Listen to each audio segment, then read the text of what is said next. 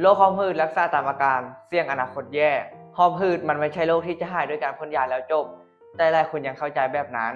ใช้ยาพ่นเฉพาะตอนที่มีอาการหอบซึ่งมันไม่ได้ช่วยแก้ที่ต้นเหตุหอบหืดจริงๆแล้วคือการอักเสบเรื้อรังในหลอดลมถ้าเราใช้ยาพ่นแค่ตอนหอบมันช่วยให้เราหายใจโล่งขึ้นชั่วคราวแต่โรคจริงๆมันยังอยู่ก็เหมือนที่เราตัดหญ้าแต่ไม่ถอนโคนมันมีโอกาสขึ้นมาใหม่ครับและถ้าปล่อยไว้นานวันหนึ่งเกิดอาการกำเริบหนักมันจะกลายเป็นสิ่งที่หมอหลายๆท่านเรียกว่าแอดมาแอดแทกได้เลยนะครับยิ่งปล่อยไว้นานหลอดลมของเราจะไม่กลับมาเป็นเหมือนเดิมอีกแล้วนะครับมันจะบวมขึ้นหนาขึ้นเรื่อยๆทำให้หายใจก็เหนื่อยง่ายนอนไม่อิ่มออกกำลังกายก็ไม่ได้แล้วสุดท้ายคุณภาพชีวิตของเราอาจพังลงได้เลยนะครับเพราะงั้นหอบหืดไม่ควรพึ่งแต่ยาบรรเทาแต่ควรใช้ยาควบคุมควบคู่กันไปด้วยนะครับเพื่อกดการอักเสบไปพร้อมๆกันถึงจะปลอดภัยระยะยาวครับใครอยากได้ความรู้เกี่ยวกับโรคหอบหืดง่ายๆแบบนี้อีกเพื่อให้ตัวเองเข้าใจในโรคหอบหืดมากขึ้นกดติดตามไว้ได้เลยนะครับ